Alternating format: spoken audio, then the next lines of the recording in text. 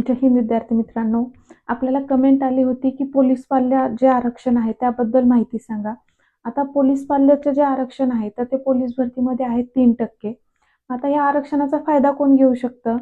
तर कॉन्स्टेबल ते ASI या पदावरती जे कार्यरत आहेत आणि त्या पदावरून जे रिक्त झालेले आहेत, जर ते पदावरती कार्यरत असतील तर त्यांची मुलं किंवा मुलगा सुद्धा, मुलगी सुद्धा किंवा सून सुद्धा किंवा त्यांची पत्नी, ठीक आहे, त्यांना जर ह्या पदाचं आरक्षण घ्यायचं असेल आणि ते पदावर जर कार्यरत असतील, कार्यरत असताना त्या पदाचं आरक्षण घेता येत नाही. त्यासाठी ते जर पदावरून रिटायर झाले असतील आणि रिटायरमेंटचं जर सर्टिफिकेट असेल तर त्या पदाचा लाभ ते घेऊ शकतात.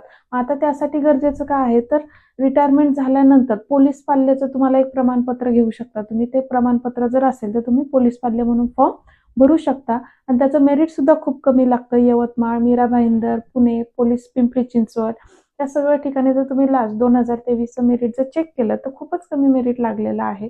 ST कास्टपेक्षा सुद्धा खूप कमी मेरिट लागतं आणि तुम्ही जर यामध्ये बसत असाल, त्याच्या क्रायटेरियामध्ये तुम्ही जर बसत असाल, त्याचे डॉक्युमेंट जर तुमच्याकडे असेल तर तुम्ही नक्कीच त्याचा फायदा घ्या.